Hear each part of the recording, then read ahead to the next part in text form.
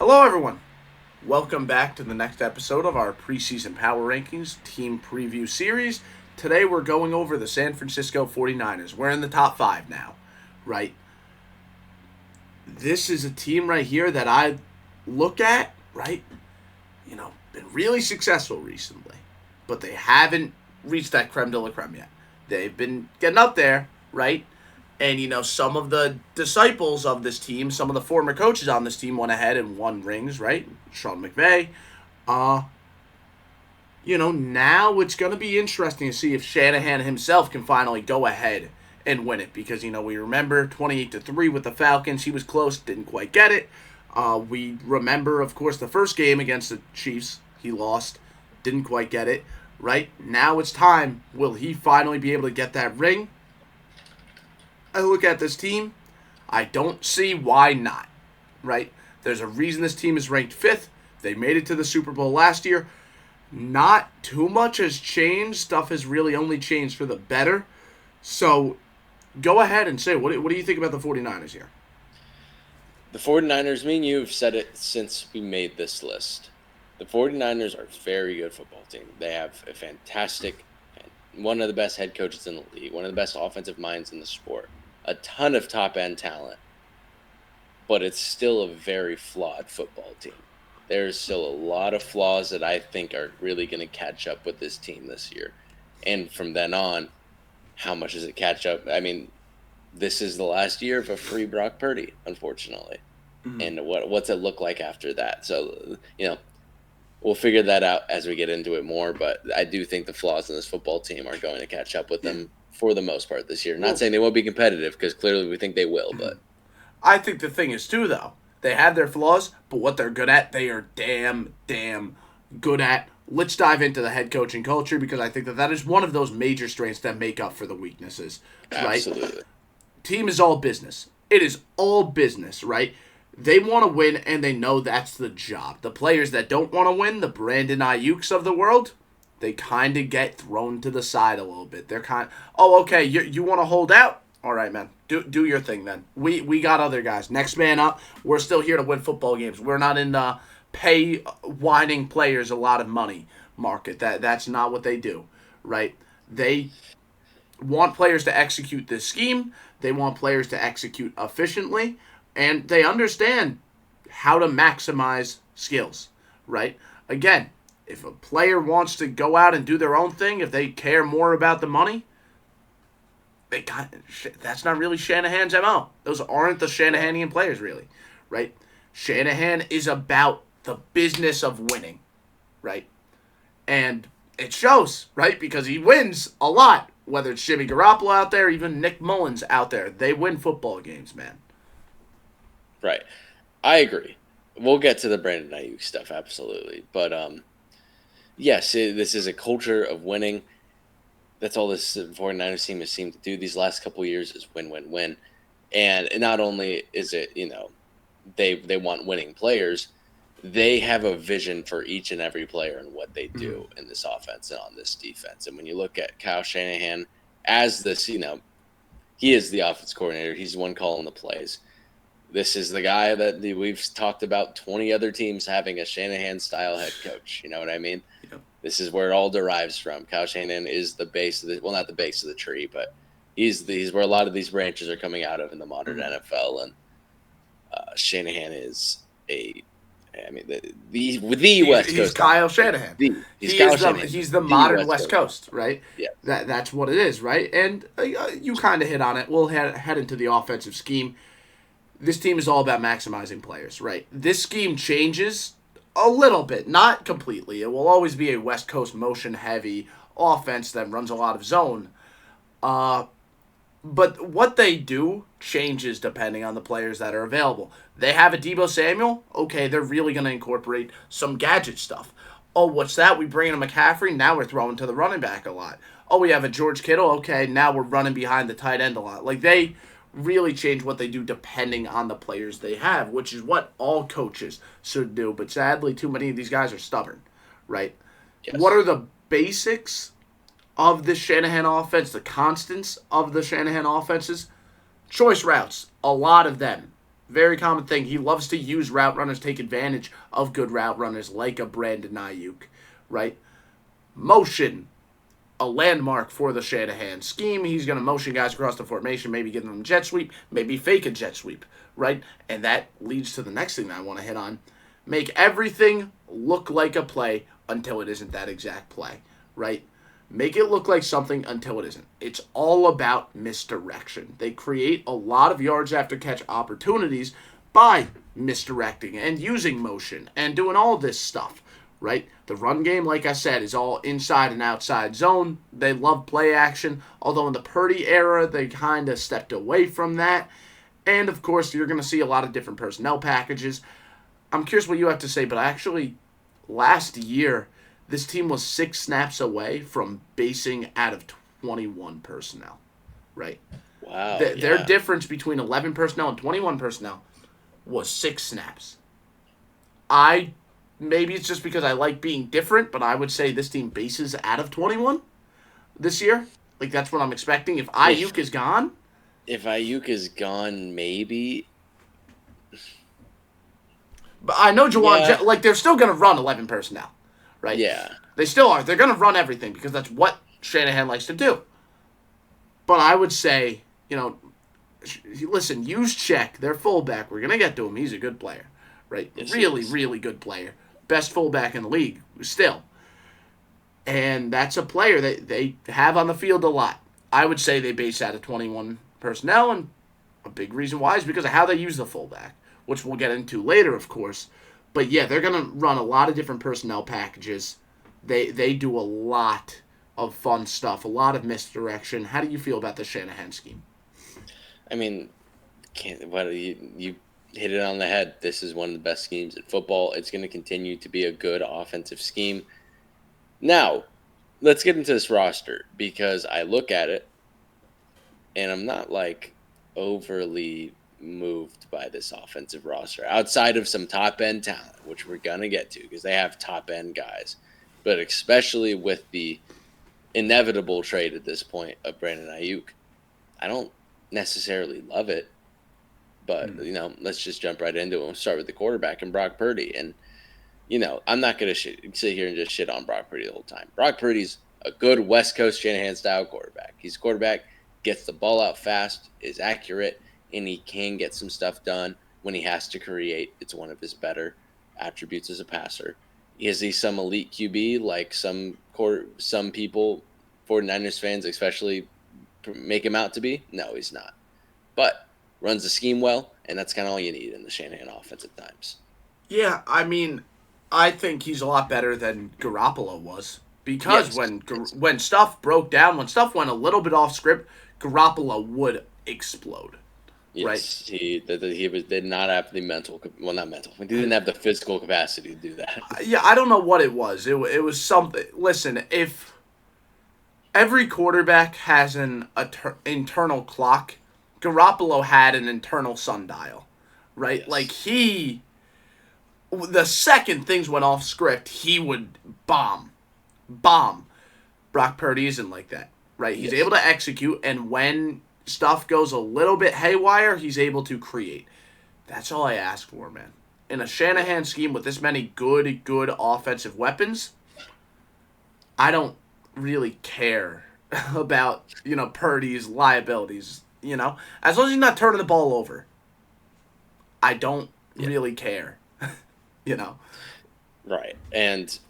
But we're coming out, he's no longer going to be the best deal in the sport. You know what I mean? He's going into it. You're not going to pay him Mr. Irrelevant money after this season. Mm-hmm. He's going to get a real contract, and he's going to want a real contract. Yeah, but honestly, I was kind of entertaining this idea with the Dolphins, right? And I don't want to go too deep into it because I want to stick strictly to this year. But I think there is a little bit of a conversation about, hey, maybe you just move to the next guy, right? Garoppolo was fine with you for years. Purdy was fine, and he was your Mr. Irrelevant.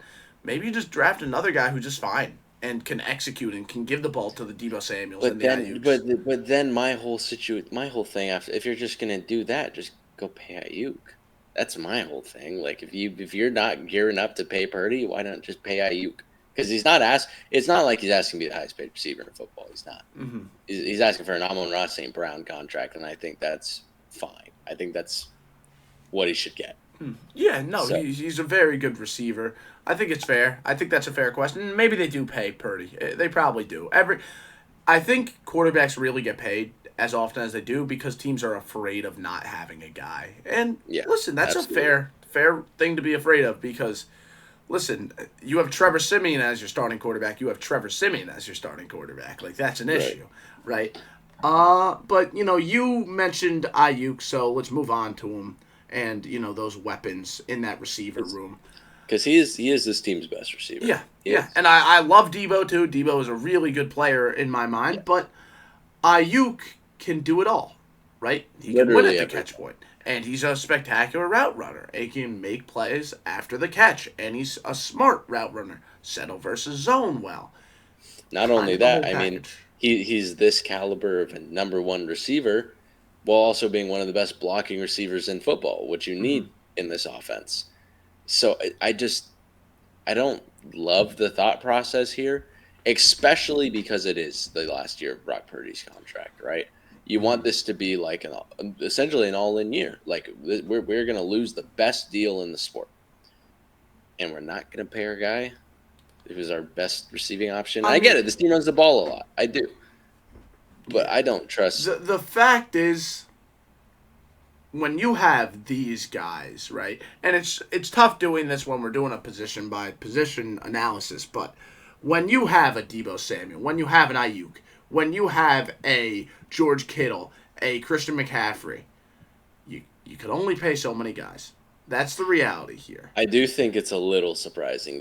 Believe me, I think Christian McCaffrey's great. I do think it's a little surprising they paid him before they paid Ayuk. I do think it's a little surprising. Yeah, I mean, I don't disagree, but they already did it, right? I think it's clear Absolutely. the direction this is heading, and you look at the fact that they drafted a very similar, even if he's not the same caliber of player, a very similar player in Ricky Pearsall in terms of his skill set. And I think that's fine. I was not a Pearsall guy at all. I was Sure, I but was, they I was are. pretty, yeah, totally. And I'm going to get to it.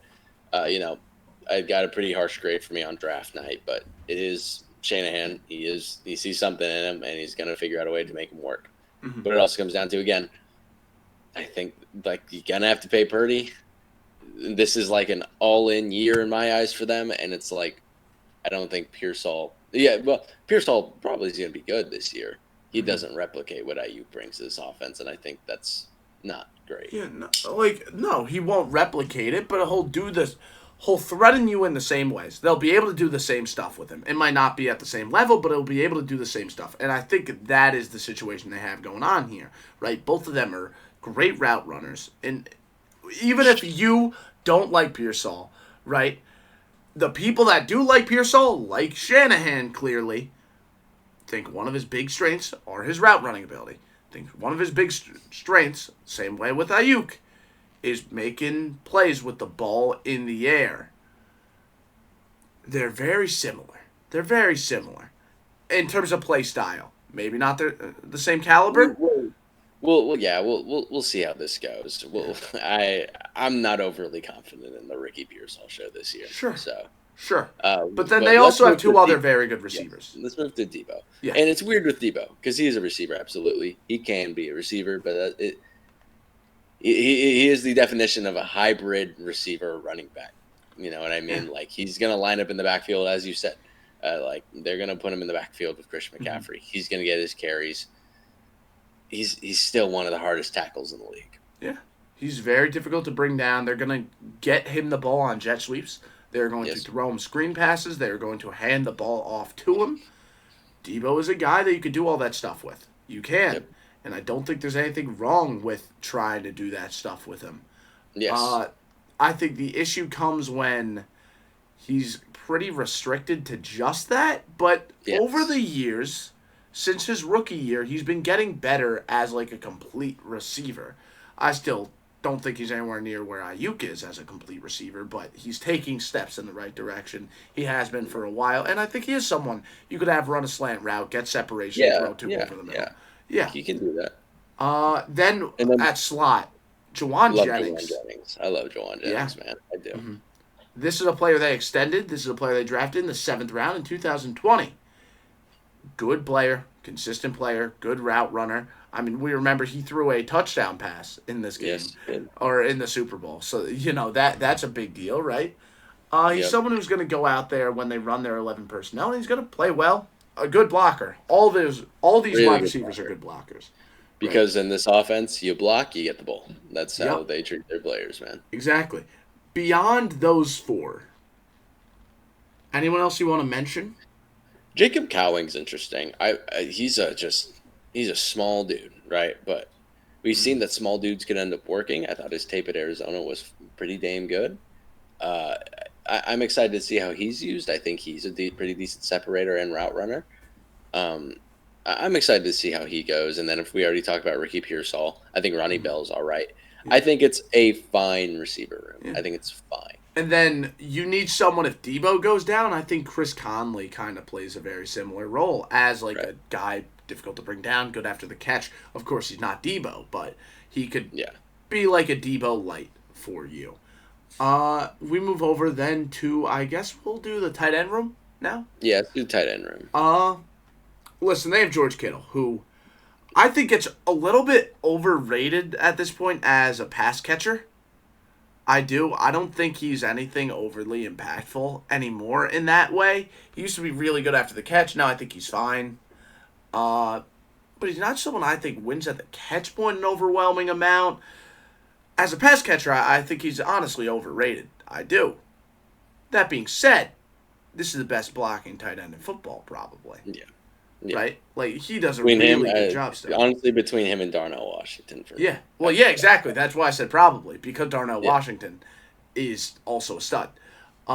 Kittle is such a good, efficient blocker, and he doesn't drop the ball. He's reliable when he's open. I just don't think he gets separation like he used to, and I don't think he's this impact player after the catch anymore. However, you're running...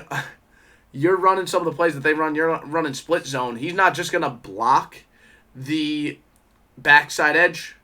He's going to murder them. Yes. That's what he does. He's a really fun player to watch as a blocker, George Kittle. Even, at his... It's crazy. He's been in the league 7 years now. This is going to be his 7th year.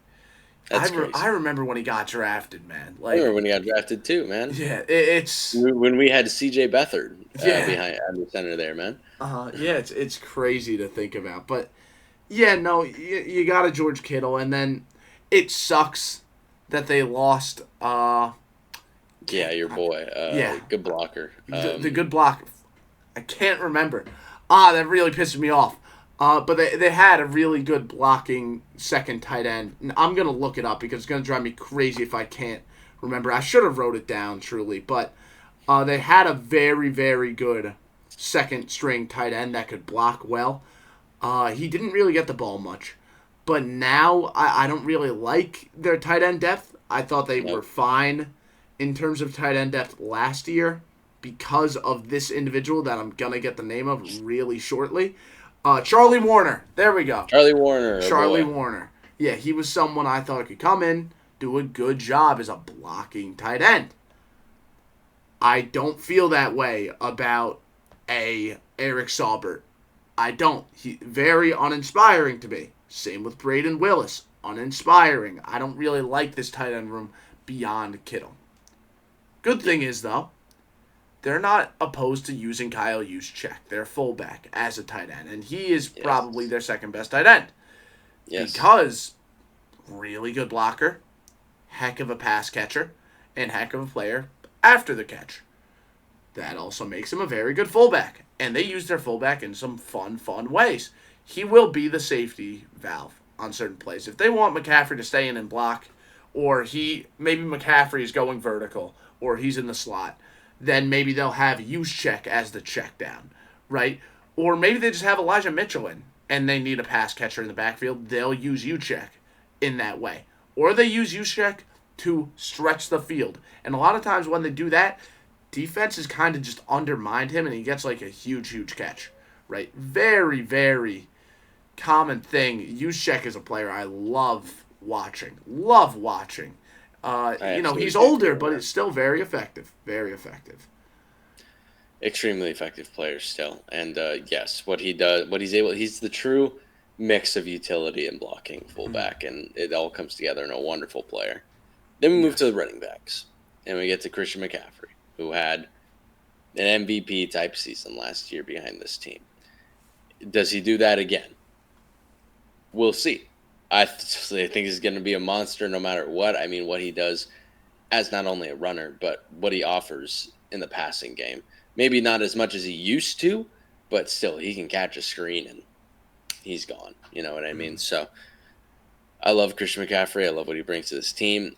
I'm interested to see how this offensive line works out, which we'll get to soon, and see if that restricts this in any way, but it shouldn't. This running game of Christian McCaffrey should go back to being a really damn good unit. Yeah, absolutely, absolutely. And then you look at the depth beyond McCaffrey, who is, again, McCaffrey is the best running back in the league, probably. Yes. As a pass catcher, someone who reads the holes well, very, very good player. But then you look at the depth beyond him. Because McCaffrey does have an injury history, Elijah Mitchell also has an injury history, but when he's in, very, very effective. Very effective. His vision is very high caliber, and he runs tough. He could catch the ball out of the backfield. And he's not even projected to be this team's backup. No, it's going to be they think it's going to be Jordan Mason. Yeah, Jordan Mason is someone, I don't know how much you were really looking at him in the preseason game. He was running tough. He was running tough. He was He's really impressive. Big dude, gonna run tough, reads the holes well. For a big guy, he's pretty good at catching when he gets his opportunities. So, I mean, depth there, and then you and I's guy. He's going to make this roster. Isaac Guerendo. This was my second-ranked running back in the draft. And I think he was my top-ranked. Yeah. I love Guerendo because of the tools he provides. When he gets going, he is unstoppable, right? When he gets going. He's just about as big as Jordan Mason is. He's about 8 pounds lighter, about an inch taller. Yep. And he runs a 4.3. Yeah. So, his straight line speed is phenomenal. He isn't someone that you love as an inside zone runner, honestly, because you don't really want him running much side to side. You want him going vertical, right? I could see this guy being someone they might try and give opportunities out of the backfield because he can catch. And not only out of he played receiver at Louisville at times, man. Exactly. They line him up as a slot guy. I question whether or not they'll do that. Then give him a screen pass, and then just have him go straight. Have a George Kittle. Like what if Debo goes down and they just kind of say, "Hey, Guerendo, go play the Debo role." I'm fine with it. Even tougher tackle right there. Guerendo is a player I really like. Again, he has straight line speed. He does not have beat you to the edge speed. That's not what he does, unless he's running straight to the sideline. Then he can do it. Yeah, then he could do it. But in terms of beating you to the edge and then slightly redirecting to go upfield, no.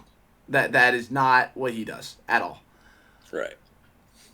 Yet, I still love the player. Love the player. I love this entire running back room, truly. Now move over to the offensive line, and this is where the issues are. I cannot say the same about this offensive line. First, you start with the bright spot.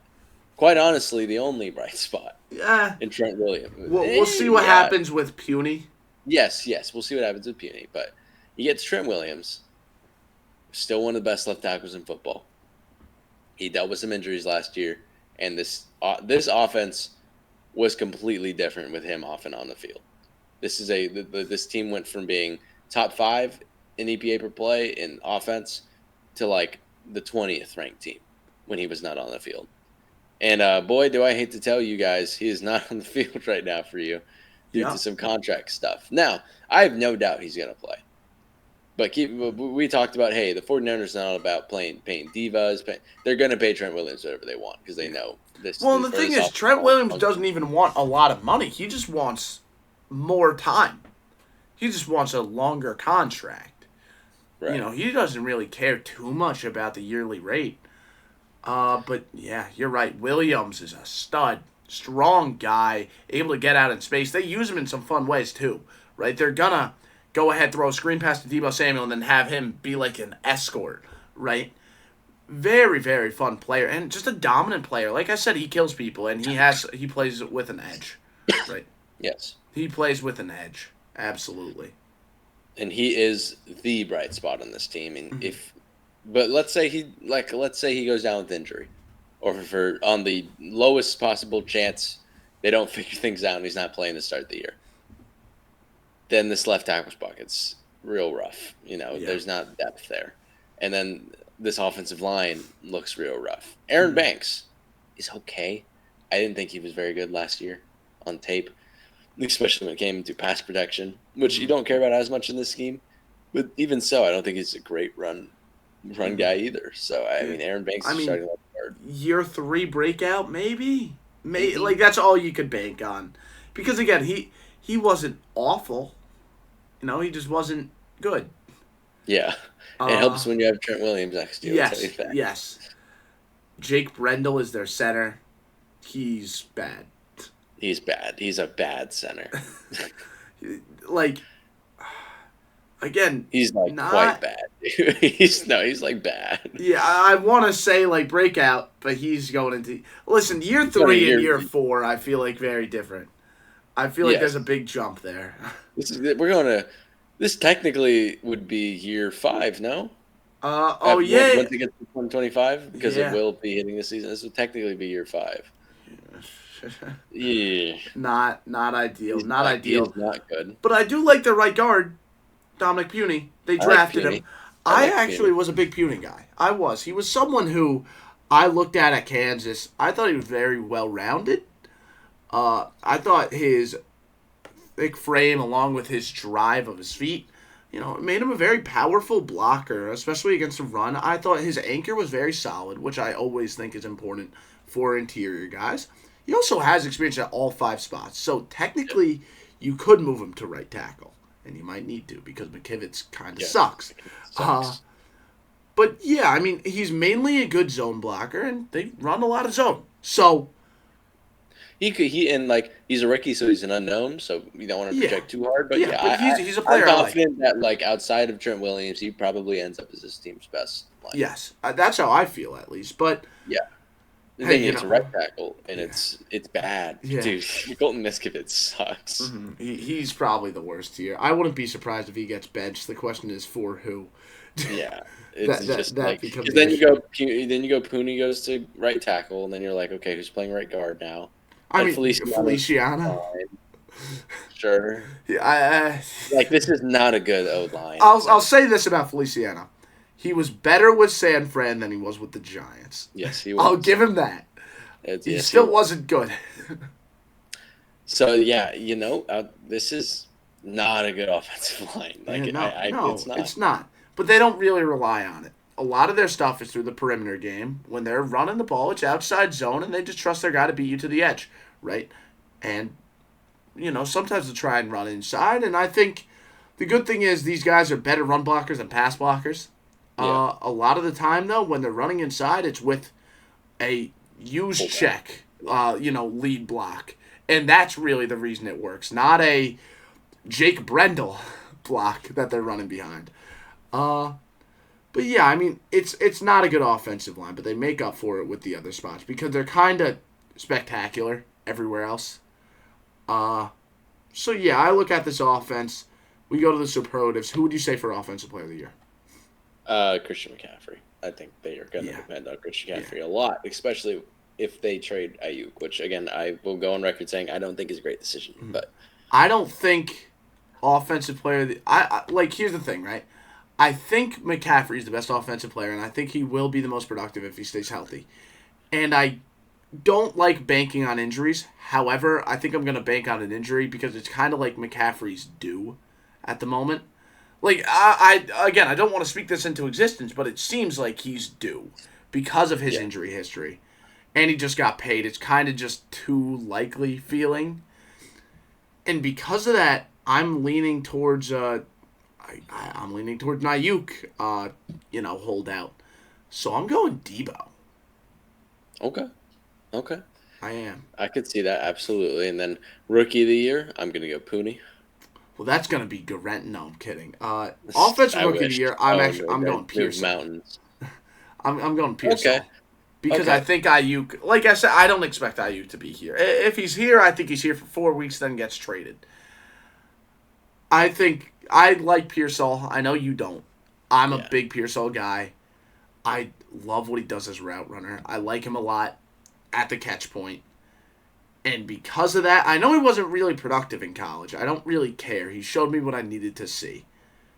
And because I expect him to be very, very effective, even in the NFL, I see no reason that his game won't translate to the NFL. It's just about him getting that volume. I think he will get that volume. So I'm going with Ricky Pearsall as my offensive rookie of the year. Then 12th man or X Factor, who do you have? Kyle Juszczyk, 12th man, greatest 12th man we've ever So seen. you think that he's, again, I don't think he's a 12th man. I think he's in that starting 11. Yeah, I guess you're right. With they were barely off of that. Last year, and now they might Yeah, not have last year. Ayuk. And if they Yeah. do have Ayuk, he missed some reps. So maybe Mm. me and you are heading in the same direction with this 12th man. Because if they're running 21 personnel, that means they only have 2 receivers. I think one of Yeah. those two is going to So, be Pearsall. That leaves Jawan Jennings as the 12th yeah. man. So then I go Jawan. I'd Yep. be a little surprised if it was Pearsall, especially the start of the year. But I'll go Jawan Jennings because he's going to be on the field. So we'll see. I feel like they drafted Pearsall to be their guy. I really do. We already talked about it. Let's just Yeah, move you past disagree. it. So, But now we move over to this defense, right? yes. Specifically, their defensive scheme, I want to start with. It's weird, right? Shanahan offenses are a thing, but Shanahan defenses are also kind of a Shanahan thing. has a type. Yeah, he has a type at of defense DC. they want to run. And that type is 4-2-5. Same thing D'Amico Ryans does. Same thing that Robert Saleh did. 4-2-5. No stunts. Nothing fun up front. No, not much blitzing. Not a Two ton of high blitzing at all. safeties. Play quarters or rotate to cover 3. Very simple. Every snap that they're doing those things. They're staying in the 4-2. Not doing a stunt. They rush 4. And then they either play quarters out of a 2-high look or rotate to cover 3 from a 2-high look. That is their defense, man. That's what they do. Yep. I mean, not much more to say there, lad. Like there really isn't. This is just how it is, And, And I guess I'll explain quarters for those that might be a little bit unfamiliar because a lot of people think quarters is kind of just spot drop quarters. That's like a third down. That's like 3rd and 15. You do spot drop quarters. For the most part, when people say quarters, they're referring to match quarters, right? Yeah. And match quarters is pretty much.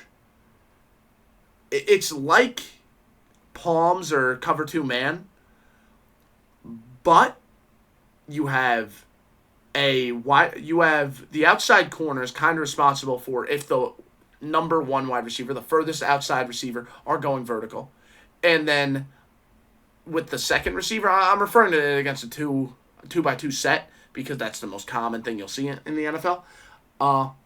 Against a 2-by-2 set, the furthest outside corner is pretty much man-to-man with that last receiver, with the receiver closest to the sideline. But if that receiver starts to cut inside and the 2 is going vertical, the safety over the top is going to take the 2, and then the guy who was kind of man on the 2 is going to overtake the 1, and then the furthest outside corner is going to drop back, right? I definitely recommend looking into what match quarters is because I know it's hard to explain without a visual. Definitely look into it if you're not familiar because I'm telling you it is kind of the new wave, right? It's a very, very common thing you're going to see in these kind of Shanahan defenses. And then cover 3, we all know what that is, right? Yeah. It's a very simple defense because of they're only doing like 3 things, right? Now we'll move over to the players, though. Where do you want to start here? Let's start with this defensive line because I think what you're putting on the field for the starters wise is good. I don't love anything after that. I'm gonna be honest. So let's go into this. Start with Nick Bosa. Debatably your best defensive player. It's really between you and another guy that's in this front 7. Nick Bosa's stud, man. One of the best edge rushers in football. Racks up pressures every year. Fantastic against the run. Great pass rusher. I mean, there's not a whole lot else to say about Nick Bosa. The handiwork and technique are very, very on point, very consistently with Nick Bosa. And, he has power too, but he's mainly someone that's going to beat you with technique and skill. You look on the other side, though, you have Leonard Floyd. Him I find interesting. He's been like bounce around the league, very consistent 3-4 outside linebacker. This is his first year in a 4-down, and I don't know what to think. I feel like he might be too light to be a 4-down. I would say the same, especially because he's not compact. He's 6'6", he's 240. Mm-hmm. I'm not sure that's a 3-4 DN. I'm not 3-4, sorry, 4-3 DN. Maybe they have him more as a third down guy, and Gross Matos is starting. Well, I was just about to say, Gross Matos is someone I really trust as a 4-3 edge. I like Matos. Yeah, so, I mean, that's a good depth. That's a good rotation there between those two. Then Malik Collins had a good year with Houston. He comes in, and next to Javon Hargrave, who they gave a big old contract to, and he was fine last year. He didn't live up to the contract, but he was still, like you just said, fine. He's fine. I do think, I'll say this right now. Last year, their defensive coordinator did not do a very good job. I feel like the D-line kind of underperforming their talent was a result of that. Now, Nick Sorensen is there. I think the defense will be better as a result. I'm expecting that. Not because of anything schematical. Yeah. I don't think it's going to be anything schematic. I think it's just going to be the players just play better and they're coached up better. Because I do think you look at this defense last year, it wasn't coached up extremely well. And it was visible on film. Is there anyone else on this D-line you want to talk about? I don't really like their depth on the interior. No, because I don't think their depth is very good. I don't think not on the interior. Yeah, I also don't love their depth outside of Floyd Matos. I don't. Do you have a problem with Beal? I'm fine with Beal as your fourth best edge. I'm fine with Beal as a fourth best edge. I also don't love him as an edge guy. So yeah, but he's your fourth option. Right, sure, but if we're talking depth, I'm not going to sit here. If Nick Bosa's not playing, I sit here like, I feel good about Robert Beal being on the field. Yeah, absolutely. I mean, that's true. And the thing that sucks is because Floyd is so undersized, you kind of have to. You kind of have to make Beal the other edge because you got to put Matos in a rotation with Floyd. You're restricted in that way, so I guess you're right. The linebackers now. Yes. They have a really good duo. Really good duo, man. Fred we talked about in our Jets video, we were talking about potentially the best duo in football. Mm-hmm. This is potentially one of them. Yeah. Fred Warner is the best linebacker in the NFL. Without a doubt. Such a good coverage player. Such an effective coverage guy while also being really good in run fit.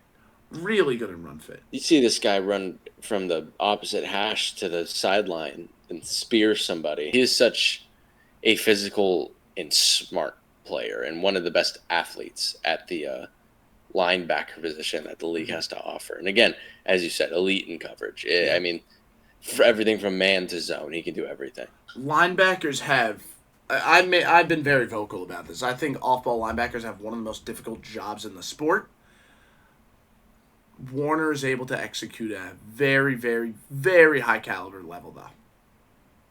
And because of that, you got to give him his flowers, right? Being that big, being able to fit the run like that, while also being able to cover some of the best athletes on the field at the tight end position and slot receiver, especially with guys like C.D. Lamb playing slot receiver now. That's big. That is big. And then you put another very good run fitter and also a fine coverage guy in Dre Greenlaw next to him. Oh, boy.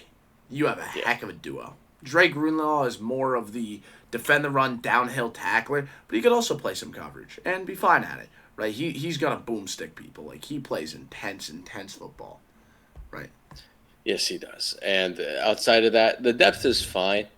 I kind of like D. Winters coming out of last year's draft, so I'm excited to see what he develops into. But then we move off the linebackers, and we move to the secondary. Actually, no. We didn't even talk about Devondre Campbell. Devondre Campbell's on this team now. Yes, he is. That was an addition.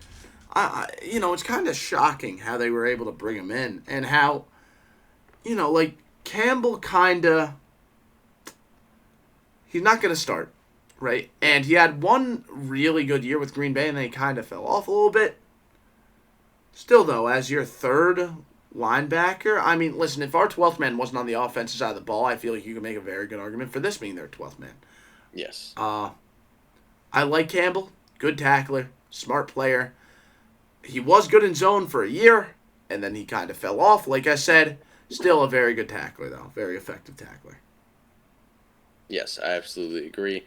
Then we get to this secondary, and this is where there's some reason to be pretty, excited about some parts of it, like the safety room.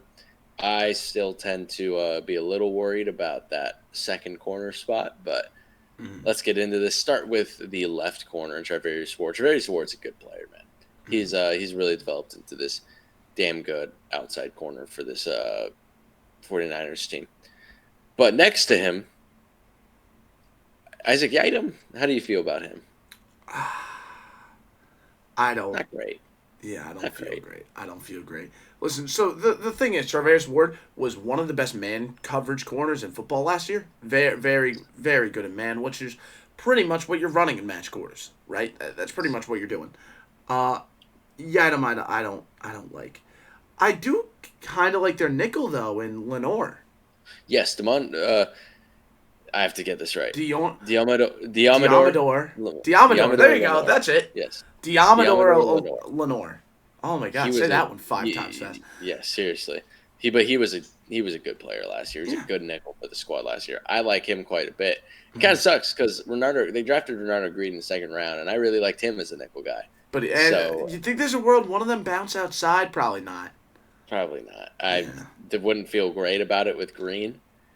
And I feel better about it with Green than I would Lenore, but I still don't think. Do you think Yasin maybe comes in instead of Yasin? Is just like there to be a vet at this point. He's just kind of there. Yeah, I don't love it. It's definitely not gonna be Ambry Thomas. At least you better hope it's not again because Ambry Thomas was bad last year. Yeah.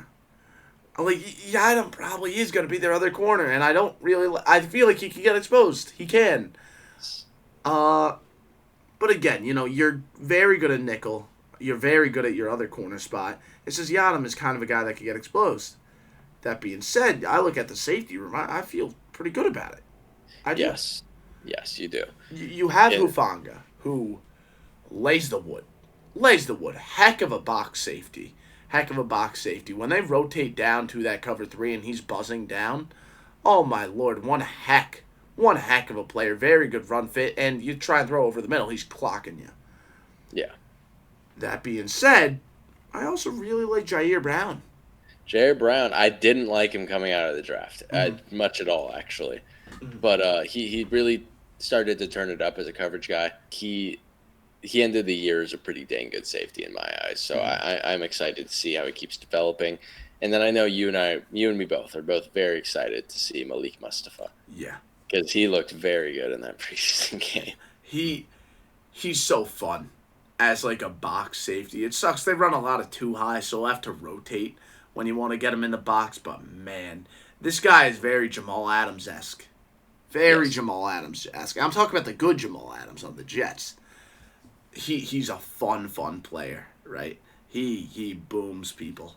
Booms them. He had a play on the goal line against the Titans in the preseason game where he just flew down. Running back was just about to get into the end zone. He was thinking free money, and Mustafa just lays him out. Yeah, it was absurd. He's fun. He's fun, man. I can't vouch for him being like an extremely high impact player because again I don't love the fit. But I think when he comes in, goal line packages or whatever, he's gonna kill people. Right. Yes. Even if Hufanga's hurt like last year, he's someone that could play that role pretty well. But now we move over to, I guess, the defensive superlatives. Yeah, that's all. Defensive player of the year, who do you have? I have defensive player of the year as Fred Warner. Yeah. I think Fred Warner's just going to kill it again. Same thing. You could maybe entertain Nick Bosa, but Fred Warner's so good. Defensive rookie of the year, who do you have? It's tough. I want to say Mustafa, but like again, how often is he on the field this year, Yep. or how is he used? So I think I am going to go with Renardo Green Hmm. because I think this outside corner problem is going to be bad enough to where he's probably going to get some play time out there, Him or or do you move Lenore is, Lenore? or Lenore exactly, and then Green comes in as the slot. So I think it is going to be Green. I think that's fair. I went with Mustafa, but my X factor. I'm curious what your X factor is, but my X factor is Lenore because I think that they might try bumping him outside. And how well can he play there? Right? If he could play fine there, I think you're losing some stuff against the run because he can defend the run pretty well. But yeah, I love Lenore. Love Yeah, Lenore. it's my X factor as well with Lenore. Mm-hmm. I'm hoping they can at least try him out there at Mm-hmm. outside corner and he can be fine because Yeah, that helps a lot. exactly, exactly. So now we move over to special teams. They have some issues here. I Yeah, do really like their returner group. They have a lot of guys. Uh, but we'll start with the kicker and punter. Jake Moody wasn't good last year, but now he's in year two. Maybe, he recovers, right? Mitch Wisnowski, fine punter, 47.7 yards per punt. You'll take that. Uh, in terms of like a specialist, they have a special teams like big name here that plays like on punt team and everything. George Odom, he has 75 tackles on special teams since entering the league in jeez. 2018. So that's a pretty effective player. And then who else can potentially contribute? I think Rakia Sin. I think Malik Mustafa. I think Tracy Walker. Kyle Juszczyk, of course. Chris Conley. And I think Isaac Garendo could go out there on like the punt team, run down Totally, and boomstick someone. I totally. really do think that can happen. In terms of returners, they have guys. Ronnie Bell, Trent Taylor, Ricky Pearsall can do it. Chris Conley can do it for sure. Elijah Mitchell can. Isaac Garendo, once again coming up on special teams. And if they really want to put him out there, Debo can definitely play that role really well. Totally. And I am really excited to see Debo and these new kick return rules Yeah. because, It's just a yeah, question of I whether or mean, not they let him return. But yeah, yes, of course. I'd love to see Garendo with these new kick return I rules. I, So I think they're going to put Garendo out there at least a little bit. they have to. Yeah. He's too electric to not. Hmm. But I think that's special teams, and I think we can now move on Yep. to these predictions. What do you Yeah. think the floor for this team is? 9-8, I said. Mine is 8 and 9. I think it's the Okay. absolute floor. Okay. Well, the good thing is they are the benefactor of, like, the thing is their division games are tough. But in terms of out of division, I don't. It's Ah, not that bad. it It's could be they worse. have They good play a protection. lot of It the could be middle of worse. the pack teams here.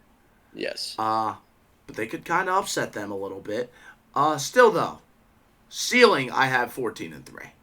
mine's 12 and 5. Okay, okay. So wow, your ceiling is pretty different. What did you put as your prediction? I think you can go 10 and 7.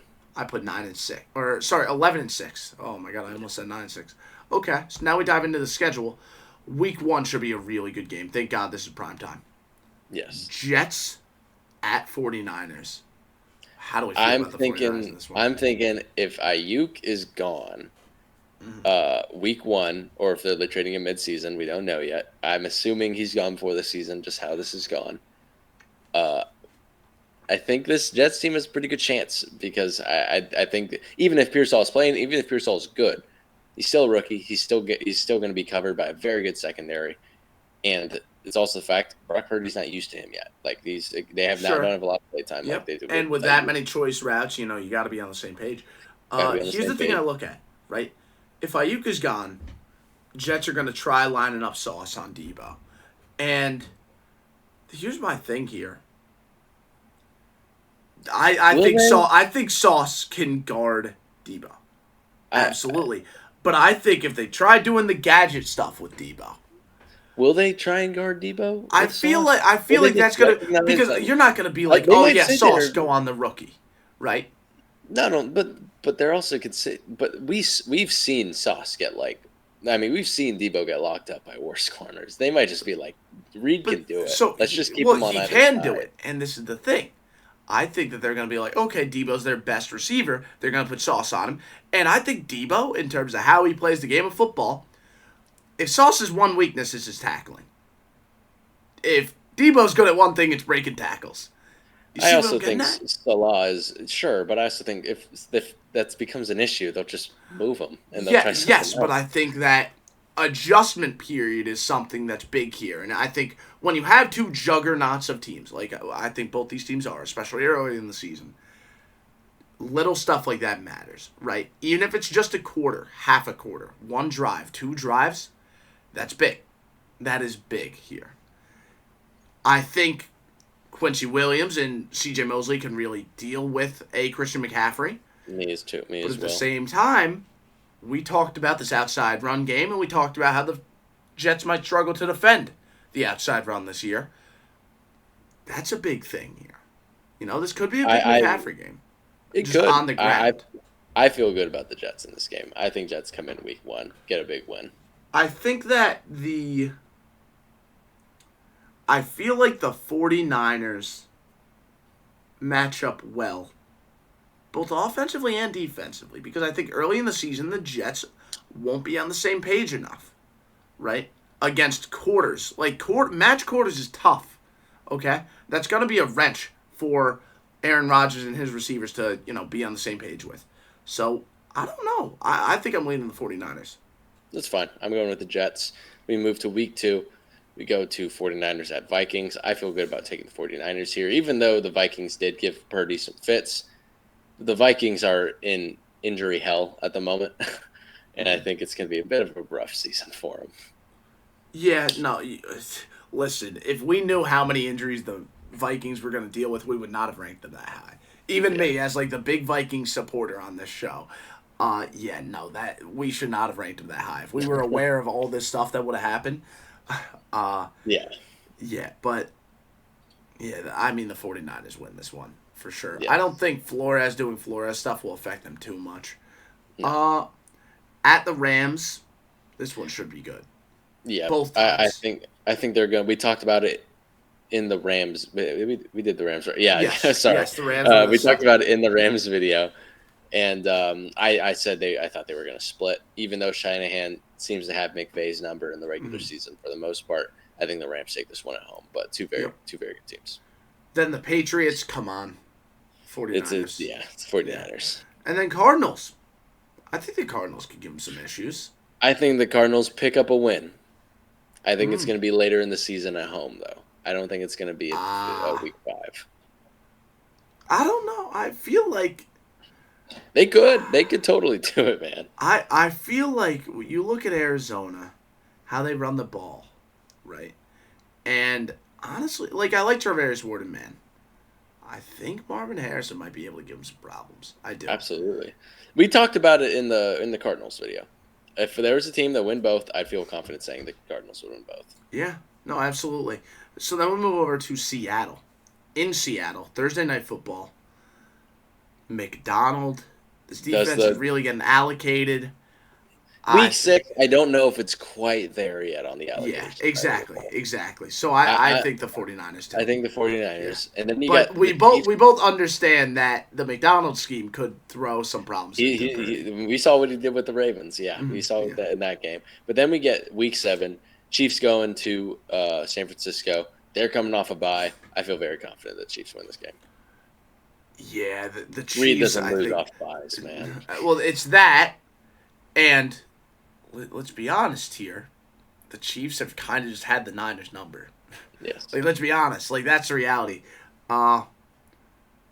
Week 8 versus Dallas. Primetime football because of the big 49ers Cowboys rivalry that hasn't been a thing since the 90s. Now keep in mind, Dallas is coming off a bye. Yeah. I still lean the Niners, but it will make it a tougher game for the Niners. Charvarius Ward. And honestly, I think that screw quarters, just straight up bracket CeeDee Lamb. Right? Are you really worried? I would put my linebacker on whatever slot receiver they throw out there. Screw it. Why not? Right? Just let that be. Right? Just double team CeeDee Lamb every play, and they'll be fine. Right? And I think this is a defense that has the versatility to do that because of their base defense. And we've seen them do it before. I think the 49ers win this one. Right. Then you get a bye. Then you go to Tampa.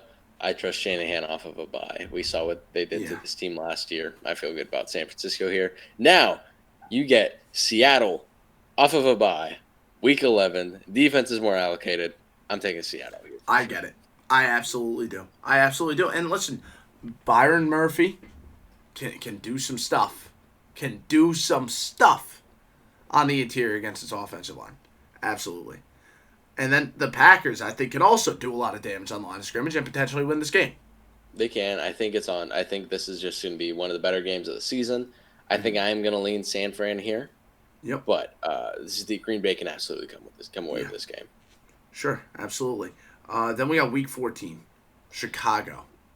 We've completely skipped over Week 13. Yeah, we did. The primetime football game we almost skipped over. You are completely right. Primetime football, Buffalo Bills, and the Bills are coming off of a bye. I'm going to lean the Bills here. They play a lot of teams off their bye. Yes. They play a lot of teams off their bye. Yeah. What's it called? 5 of the last 6 teams they played are off the bye. Mm-hmm. I'm thinking, okay. I look at this, I'm thinking, it's tough, right? Because I feel like Josh Allen and the Bills can do a lot of damage here. But at the same time, like, if Josh Allen has a bad day, I don't think there's a chance that they win. Yeah, if he has a bad day, we'll see. Josh Allen, I tend to trust Josh Allen in prime time late in the season. Okay, you know what? I'll take Buffalo then. Yeah. Chicago. This one could be tough. This one could be tough. It depends on really what Chicago's going to be doing at this point. Are they going to be that man team? Are they going to be that zone team? I don't know. Because they do change it up. It's a question of, honestly, no Ayuk, but I also feel like by now Pearsall's starting to get things together. But that Cowboy, that Bears secondary. I do wonder if they're going to be able to generate interior pressure. And what I think team? that is Chicago? Chicago. This one's tough. It's tough because I don't know exactly what Chicago's going to be at this point in the season. Yeah, we don't. It's a very much an unknown. But I will say this. Chicago's secondary being what it is, they can match up against the 49ers. They can. Absolutely. They can. Mm-hmm. And with their linebackers being the way they are, they can absolutely help in the run game there. Yep. So it's tough. I think I will lean the Niners because I do think Chicago is still kind of an unknown. Mm-hmm. But Chicago can very much win this game. I honestly am willing to take Chicago. Then the Rams, we talked about, we think that's going to be split. Miami, I think the 49ers win. Me too. I just don't think Miami can play against the good teams. I don't. Like, that's the reality here. I just don't. I am curious to see how the secondary does match up against this speed. Mm-hmm.